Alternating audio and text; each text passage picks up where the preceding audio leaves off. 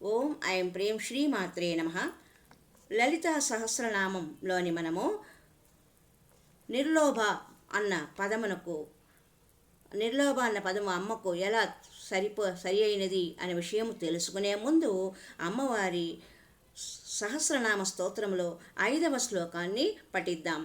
అష్టమి చంద్ర విభ్రాజ దళికస్థల శోభిత. అష్టమి చంద్ర విభ్రాజ దళికస్థల శోభిత. ముఖచంద్ర కళంకాభ మృగనాభి విశేషక. చంపక శోక పున్నాగ సౌగంధికలసత్కచ. కురువిందామణిశ్రేణి కనత్కోటీరమండిత. వదనస్మర మాంగళ్య గృహాతోరణచిల్లిక. వక్రలక్ష్మీ పరివాహ చలన్మీనాభలోచన. నవచంపక పుష్పాభ నాసాదండా విరాజిత. తారాకాంతి తిరస్కారి నాసాభరణభూషిత. నిర్లోభ లోభగుణము లేనిది శ్రీదేవి అని అర్థము. లోభము సర్వ సద్గుణములను రూపుమాపునని, లోభి ఇహలోకము సంతోషమునకే నోచుకొనలేదని, పరలోకానుభూతికి అతనికి దుర్లభమని శృతులు తెలుపుచున్నవి. లోభగుణము నింద్యమైనదని, అది కలవాడు వికాసము చెందలేడని తెలియనగును.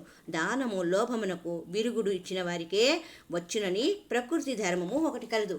పంచువారికే సమృద్ధి ఉండునని, అనంతమగు సృష్టియందు సర్వసమృద్ధియే గాని అయిపోవుట ఉండదని తెలిసినవాడు ఇచ్చుటకు జంకడని పురాణగాథలు తెలుపుచున్నవి. సృష్టి అంతము లేదు, అంతమే ఆరంభము, ఆరంభమే అంతముగా అనంతముగా సృష్టి సాగుచున్నది.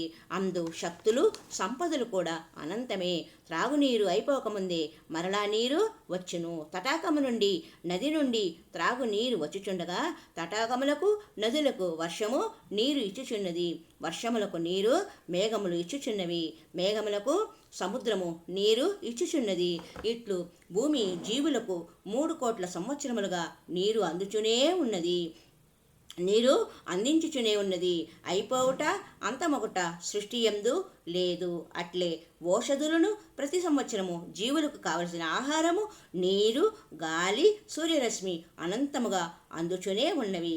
సంపదలనియు అట్టివే. కేవలము మానవ మనస్సునందే అంతము అగుచున్నవి. అయిపోవునని భావన ఉండి అతనిని లోభిగా మార్చుచున్నవి.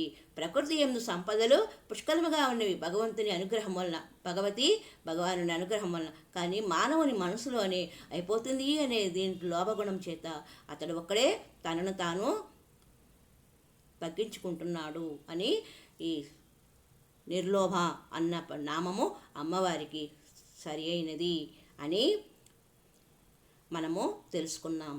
హరి ఓం తత్సత్. అమ్మవారికి ఎటువంటి లోభగుణము లేదు, క్రోధం గుణము లేదు, పాపగుణము లేదు.